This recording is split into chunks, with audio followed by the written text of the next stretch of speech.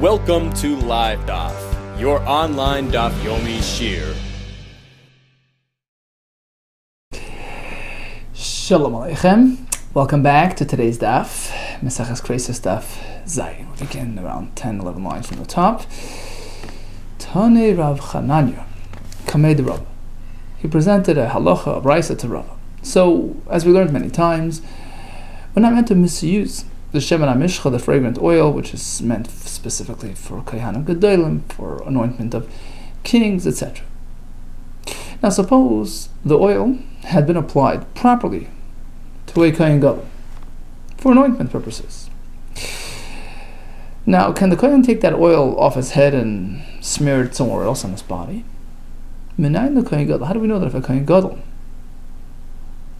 relocates that oil shenatal meshemen hamishcha from his head, shal roishai, v'nasne places it elsewhere on his body, on his stomach or whatever? Minayin shu chayiv. How do we know that he's liable to kares for reapplying that very oil that was already placed on him? Shenemar al b'sar adam lo yisach. It should not be placed on b'sar adam. So, even in this case, makes no difference. It belongs on his head. He has no business putting it elsewhere. Amalei Rav Acha Bred Rav Ravash. I have a question. How could you say that? Why would this be different than the following halacha? Very simple halacha, where this does not seem to be an issue. Once it's been used, it loses its status. Kohen shesach b'shem shel teruma. We have a regular kohen using regular teruma oil, which is allowed to, smears it on the skin, and once he's done, can a non-kohen peel off some of that oil? Ben Bita Yisrael. So his grandson, his daughter's son, who happens to be at Yisrael, Mr. Agelboy can use that oil, smear it on himself. There's no concern about Yisrael, because once it's been applied to the grandfather, it becomes part and parcel of his body, it becomes batal, it becomes nullified, it becomes permissible for anybody to use. So why is it different in our case? That the shemen hamishcha still retains its full status, even post-application. Amarlis, he says, big difference. Hassan, you see, by the using of teruma oil, it says, so if a non-kohen takes it and misuses it, he's mechalel the oil. And we learn from here, kevan de chalalei, once he used it for personal use, the kohen used it properly, it loses its kedusha, it becomes mechulal. It's been sort of used up, and now it's chulin, ordinary material for anybody to use. But by the shemen hamishcha, it retains its holiness all throughout. Shemen hamishcha, pasuk says ksiv kinezer l'kav shem kinezer, and then it says shemen mishchas l'kav olav. It's on him, and it's still called shemen hamishcha. Shemen hamishcha kari rachman. Torah still calls it shemen hamishcha, the original name, to tell you it still retains its status even post-application. The avgav disi olav, even though it's already on the kohen, lo yitach, it doesn't lose its kedusha. It's still kadosh. In which case, even the kohen gadol himself can't relocate that oil and smear it elsewhere on his body. Al elu chayav al zayin kares. Mishnah says, okay, this is a list of kares liabilities. If done purposely, unintentionally, there's a chatas, and if there's some uncertainty, there is a special carbon called an asham tali. But there's an exception, chut, says the Mishnah, except for min hametami migdash u'kedashav. Person who gets involved with Beis Hamikdash or korbanos in an impure state. There, it's accepted, it's different, because there's no straightforward chatas. It's a fluctuating type of carbon. It's called oil of year, depending on your financial ability. So that's an exception. Now, what's the exception for? What aspect are we making an exception on?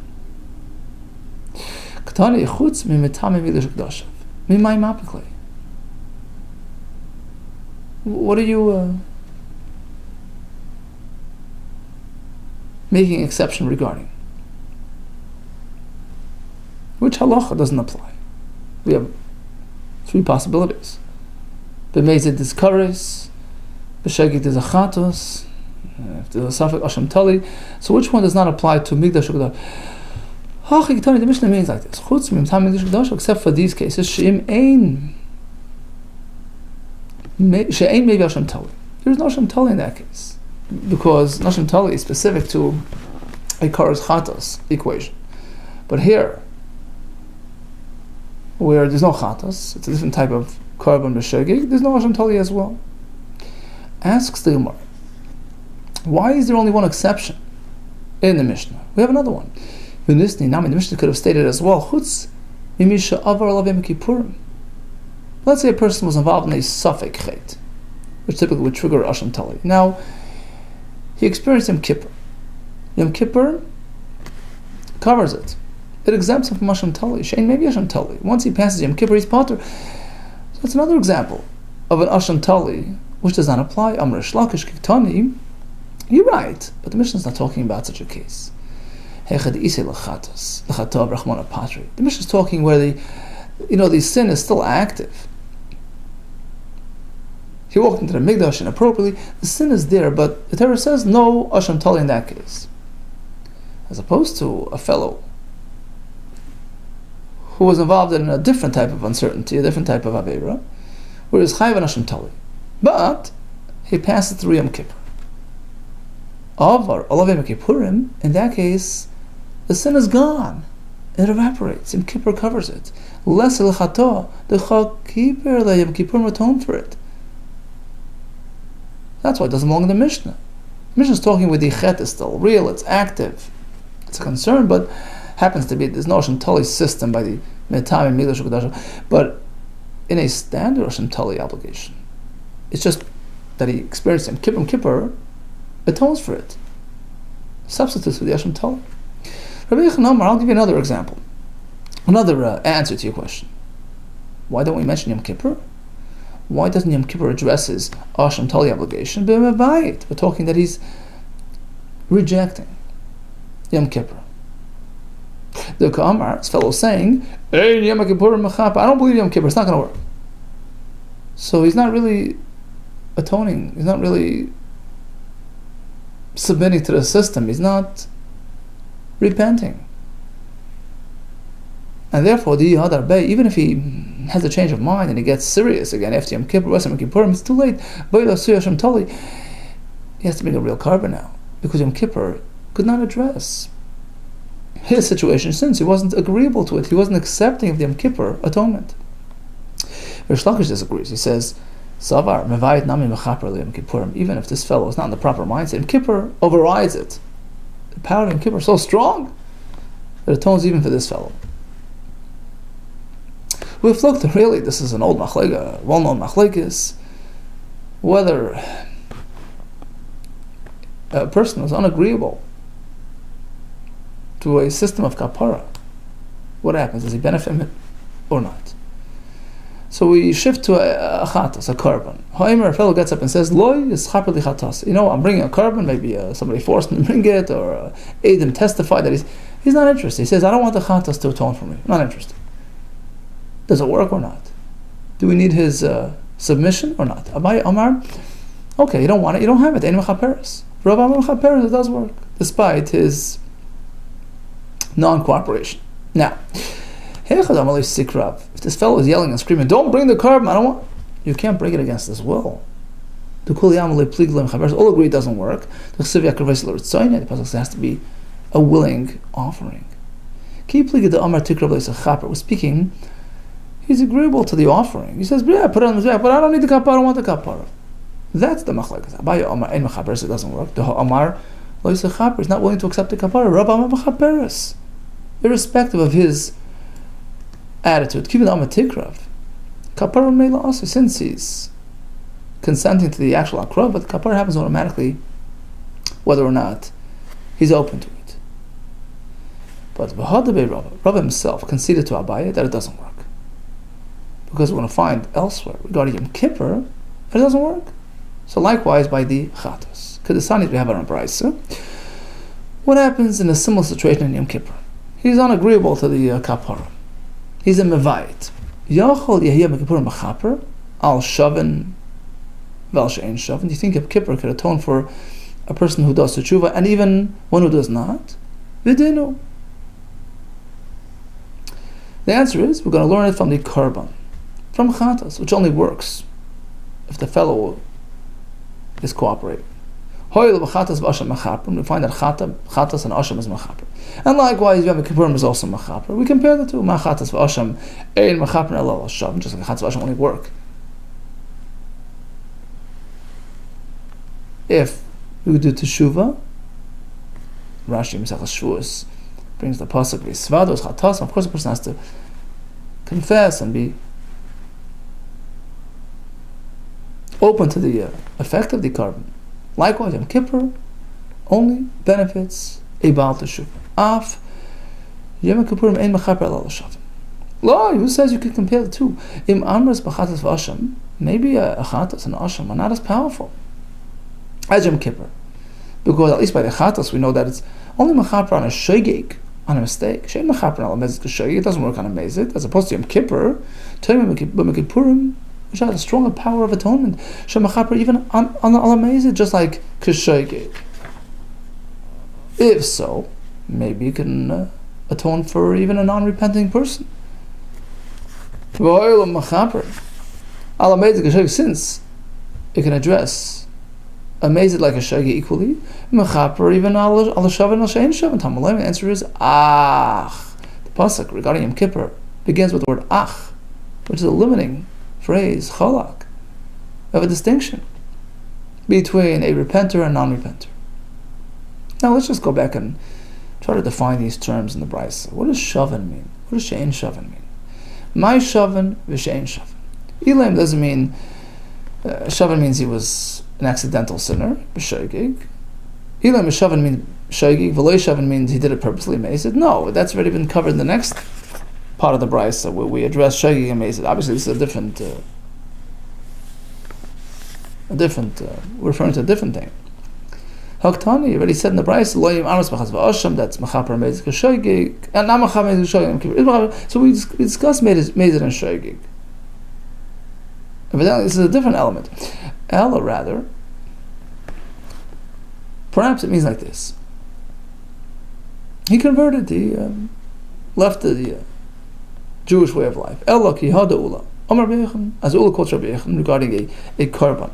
Ochal chelav, a person eats a portion of fat, which obligates him to bring a korban. If it's a korban, he put aside a korban, then he left the Torah way of life. Converted. Then he returns back to the path.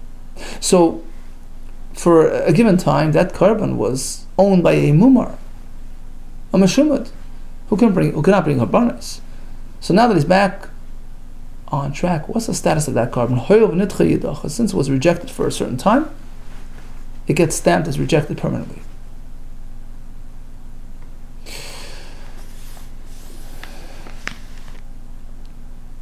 So the Gemara is figuring. That's what the Brisa means as well. She'ein shavin means that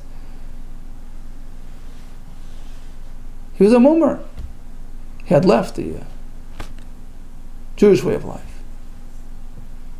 And the point of the Brisa is to teach us that since he was Hamer Dasa, even though now he's back on track, after Yom Kippur he's back on track, since during last Yom Kippur he was a mumar, and Yom Kippur could not atone for his Avera, that Avera now is unatonable, unaddressable even by the next Yom Kippur. Because it was stamped as unaddressable by Yom Kippur. Says the Gemara, how can you compare? I understand, in the case of a korban. Seems as he was a meshumad. While owning this korban now became disabled forever. But Yom Kippur? Fine, last Yom Kippur he was not deserving of the kapar of Yom Kippur, he was a meshubad, but next Yom Kippur, it's like anybody else. Why should it be different? Nihid itchei korban, understand that the korban gets rejected because of his status of a gaver b'kapara with a man. He's eligible for kapara, if not this year, but next year. So the Brisa could not be preempting kapara in this case. Ella, so what then does the Brisa mean? That it only works for shavin and not for she'ein shavin. Elo Shavin means the Omar Yechaper Lechatasi. V'shein Shavin means the Omar Lo Yechaper Lechatasi. Shavin means that he's agreeable to the kapar of the chatos, and likewise Yom Kippur. Shein Shavin, he's not interested in the kapar of the chatos or Yom Kippur. And what does the Brayta tell us? Shmamanos. This confirms Abaye's shita that a chatos cannot atone for a person who's not open to it. And we assume Rava, when he saw this Brayta, conceded to Abaye. Okay, so in the Brayta just discussed, we see that a person is not interested in the kapara of the Karban or Yom Kippur. It doesn't get to him. But we have another Brayta who seems to say it works regardless of his attitude. Yochel lo yehei Yom Kippur machaper ela al shenis anaboy. Perhaps Yom Kippur only can benefit a person who observes the elements of Yom Kippur. He fasts, refrains from work, he davens, he says the tefillos, right? He calls it a day of kedusha with the tefillos. Then he gets the kapara. Let's say he's out to lunch, he didn't fast, he didn't observe Yom Kippur. Perhaps Yom Kippur cannot benefit. Yom Kippur, it's an absolute system, irrespective of his improper conduct. Now, both these brises are in the Sifra. It's in the brises of Chumash Bamidbar. V'tarvayu stam Sifra. It's an anonymous Sifra, which the Gemara Sanhedrin says is presumed to be in line with Rabbi Yehuda's opinion. Now you have a stira in both brises. One saying that Yom Kippur could only atone for a shav, one was agreeable and accepting of the kapar of Yom Kippur, and the other bride says no, it works regardless of his disinterest. Amar Vayla Kasha, here's the answer. Ha Rabbi, I'll leave the Rida. Ha Rabbi, I'll leave the day. True that the rices typically are aligned with Rabbi Yehuda, but not necessarily so. Here we have another shita called Shitas Rabbi. Rabbi Alibi the day, Rabbi voicing his own personal position, which is that Yom Kippur works regardless. It overrides his negative attitude. The Kedusha of Yom Kippur, the holiness of that day, is so powerful and all-encompassing. It covers everybody and anybody, regardless of their standing. That's the second price. The first price, Rabbi the shita, that it only works if you're agreeable. This sign we find in the Brayta. Rabbi Ayim Kol Aver Sheb'Torah. On any Aver in the Torah, bein Osa Teshuva, or bein Osa Teshuva, whether he did Teshuva or not, Yom Kippurim is Mechaper, except for three very severe situations, Chutz M'Perek Oil, except for a person who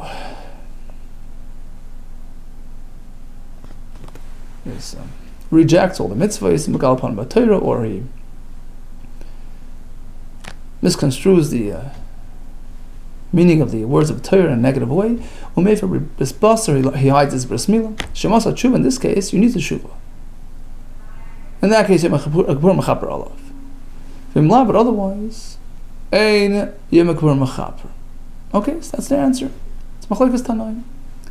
According to Rabbi, Yom Kippur can override everything, despite his lack of teshuva, except for three exceptions. According to Rabbi, you need teshuva to benefit from the effect of Yom Kippur.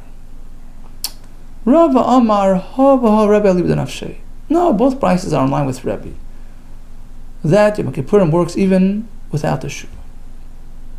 So what about that first price, which indicates that it doesn't work? Even Rabbi would agree. Ba'averos, the Yom Kippurim gufei d'lei machaper, a person violates Yom Kippur on the day of. Yom Kippur can't help him. You're working against yourself. You're working against the effect of today's day. So that cannot work.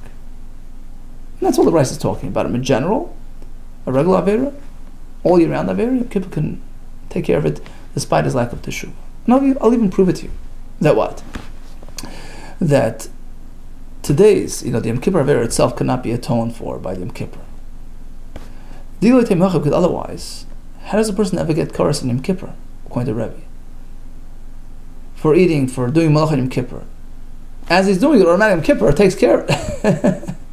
Even without the Shur, right? Apparently, it can't. Koros Yom Kippur. The Chi of Koros that the Torah applies to a fellow who desecrates Yom Kippur. L'Rebbe, according to Rebbe, it's never applicable. Given the B'chol Shata V'Shata Mechaper system Kippur is Mechaper every moment, could you ever have a Koros liability for desecrating Yom Kippur? Says the Gemara, 1 second. Why? My kushi, what's the problem? Dilma de Avad, if Avid Tekulilelu. Yom Kippur is only a chaper by day, right? Maybe he did the Malach at night, the whole night, the part of the night. Well, as soon as daybreak arrives, means he passed away, he never had a chance. He never experienced the day of Yom Kippur to get kapara.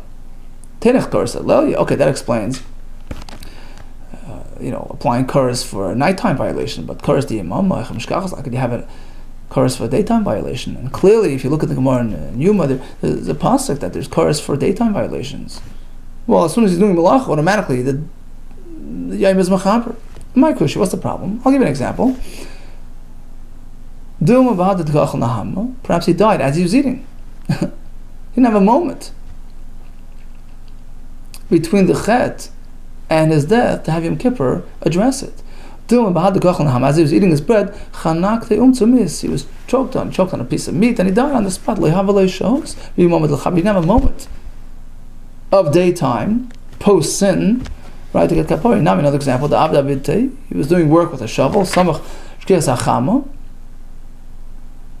right before sunset, so he went right into the end of Yom Kippur, he never had a moment for kapara. Another example, he was working all day and he died on the job. As he was doing his work with his shovel, paski moral shake, the hoe crammed injured his thigh, his foot, and he died in the spot. He died instantly. Till they have the choice to be mechaper, he didn't have a moment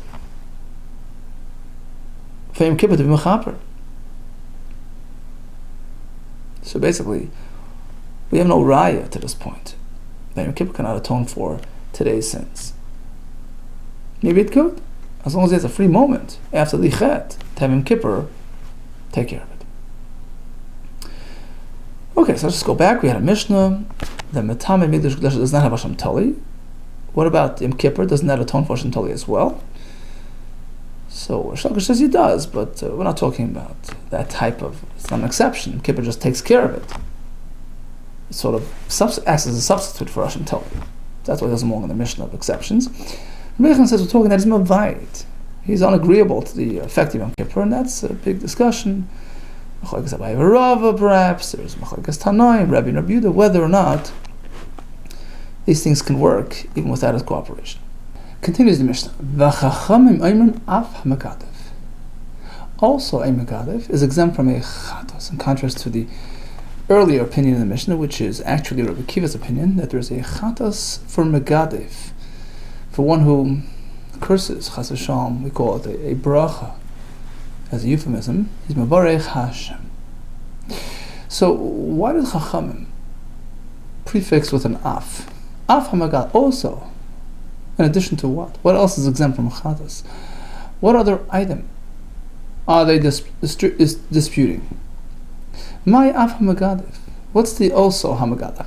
The answer is like this: Rabbanan shamalei Rabbi Akiva. Rabbanan heard that Rabbi Akiva holds that, on the list of the fellows who are chayiv kares, and on the flip side, a chatas, a shegeg, we have a baal oiv, the tane baal oiv. That's the fellow who takes the bone and uses it to communicate with the deceased person. So he's on the list. But yidayni, which is a very similar type of experience, where he takes this bone of this animal, puts it in his mouth, which starts speaking. He's not on the list. Why? Why Baal Oiv is in and Yidayni is out? Why you agree that there's no chatas by Yidayni? We should not be Maisa, because there's no physical action.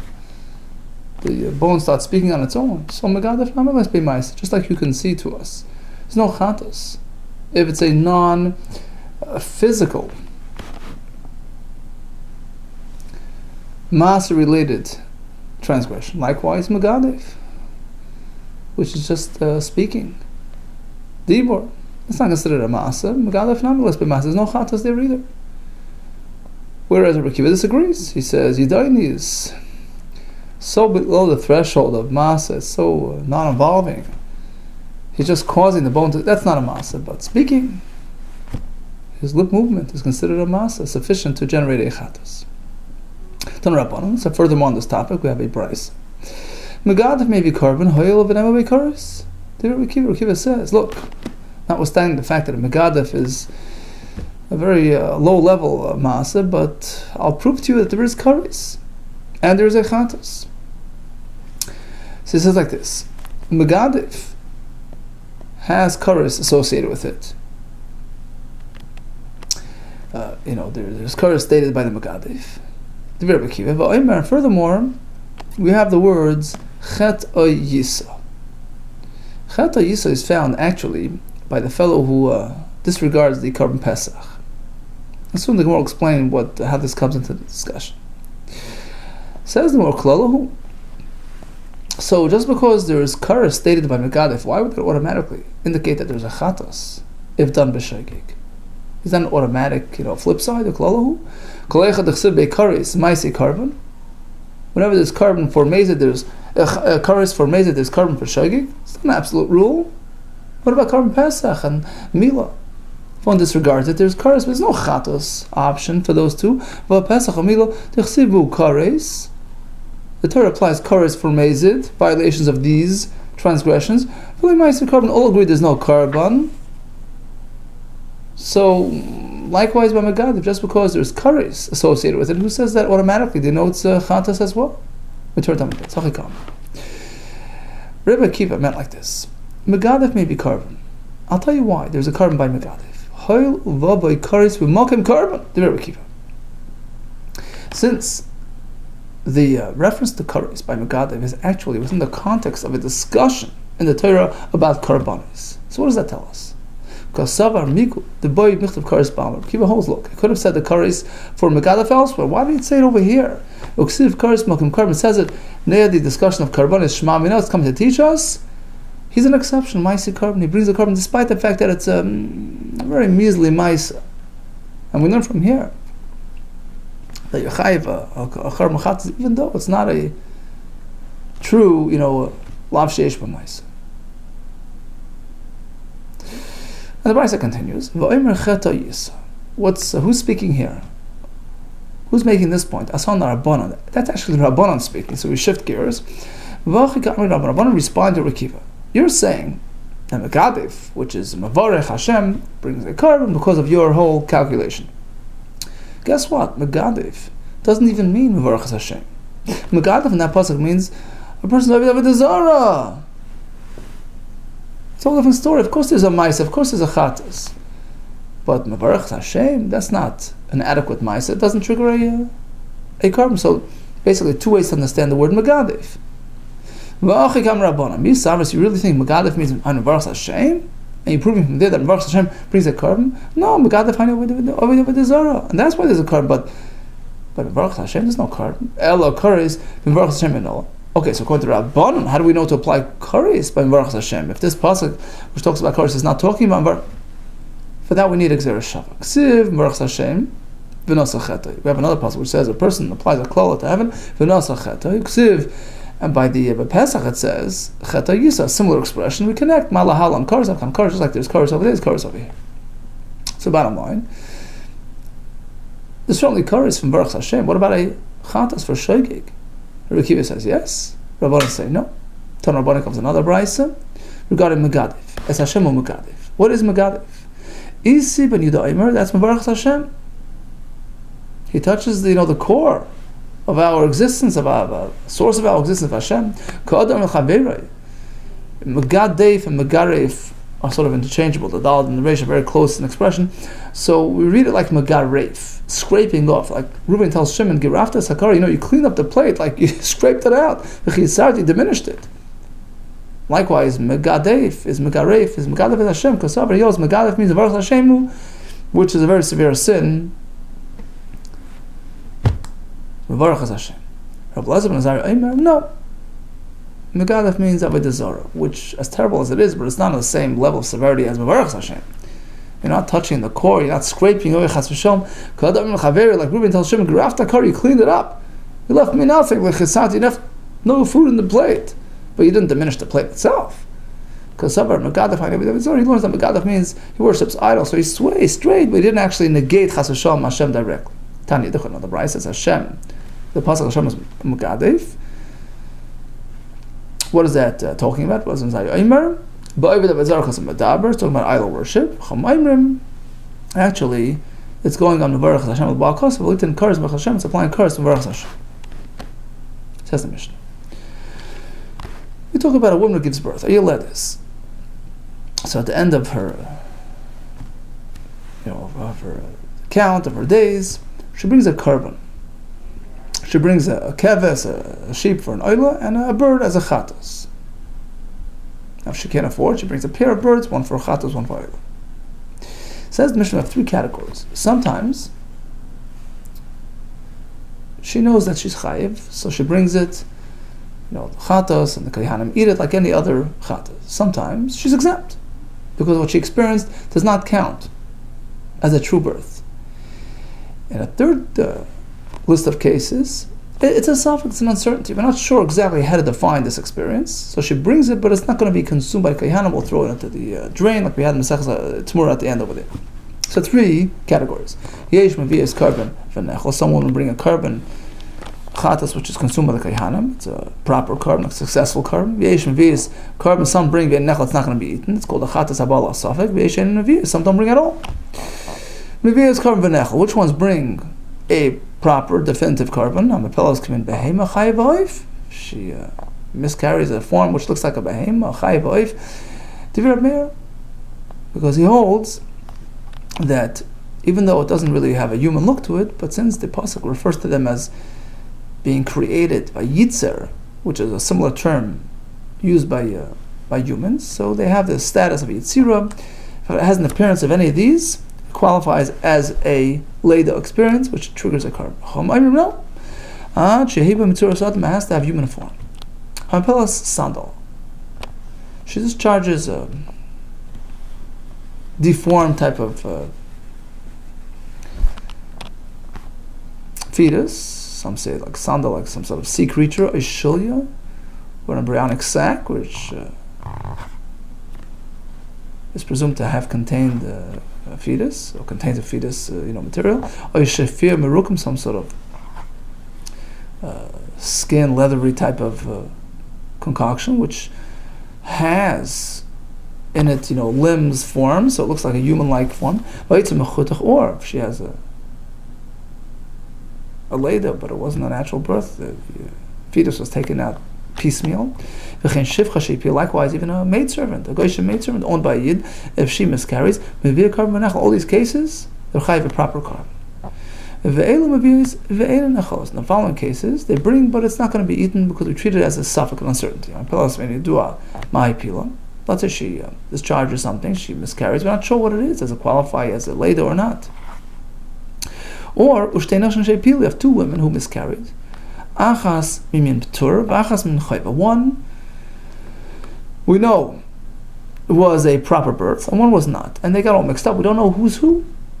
So one of these two women gave birth, obligated. The other one is not. So what do? They both bring a suffix. Each one brings a suffix. Rabbi Yossi, why bother bringing two sfeikas? Just join together. Bring one and condition it. Whoever is chayiv, it's theirs, and it's a proper korban. Rabbi Yossi, must have. When do they have to bring two? Each went their separate ways. She went to east, she went west. They're not around to team up. We have to right here. They both join together. They sponsor one korban on behalf of whoever is chayiv, and it's eaten like any other korban. Third category, elush ein mevius. In the following case, it's totally exempt. She discharges this sack full of water, malei dam, blood, malei gninim, colors. There's no human-like resemblance at all. She discharges something which looks like a sea creature, a fish, a grasshopper, all kinds of creatures. Let's say she miscarries up until day 40 from conception, in which case it's not yet developed to the point that it's considered a Leda. Or if she gave birth to a proper child, but it was by cesarean, that's not called a proper birth, and is exempt from carbon. Shimon Machai definitely says, yeah, this is considered a proper birth. Halachically, we consider it like a Leda, and it's chayiv in carbon. Shivcha minol. So we cover the shivcha as well. How do we know? The Tanur Rabbanan Bnei Yisrael. Pasuk speaks about a Ben Yisrael, ein leil Bnei Yisrael, perhaps only a full member of the community is chayiv. Geyeres, what about a geyeres or a shivcha? Tamam isha, because Azriah covers even these women. Why even highlight that a shivcha is chayiv? I understand that, a shivcha is chayiv on all the mitzvahs, like a Jewish woman, this included. Why would I think otherwise? I mean, there's room to think. And when do we say that a shivcha is obligated? That's only on universal mitzvahs that apply to men and women equally. But a lady was only shaykh to women, maybe she's part of it. When do we say kol mitzvah sheisha chayeves ba'eved chayev? Only a mitzvah on which women are obligated. So the eved and the shivcha are chayev. Maybe that's only b'davar sheshava v'nish, which applies equally to men and women amongst our community. But birth-related obligations of benashim is which only applies to women. Ba'anashim less than not to men. Aimally to chayev shivcha. If the shivcha is not covered by that, that's the Mishnah had to highlight it. It's based on a special pasuk. Elam avin carbon. So we have the two women, one of which is chayev, one is pater. What do we do? Join together and bring one together. My avna, what do they do? Ma'isen tarba yochad carbon, vaday, v'chatas oiv safek umasni. So they bring. We spoke about an oila and a chatas. They bring an oila. And again, they join forces. Whoever's chayiv, it's theirs. And achat is oif because of the suffix. And masni, and they make the tanai. And they say, look, if it's mine, it's mine. If it's yours, I'm giving away my part. I'm going to let you. Who must make this condition? That's Rabbi Yosef's opinion. Really? Umi isli Rabbi Yosef. Rabbi Yosef also can make this condition. But now we have a Mishnah elsewhere.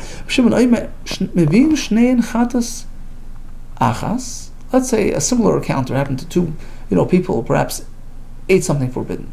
One did, one didn't. They don't know who's who, so they join together, bring one chatas together, and it counts for the owner.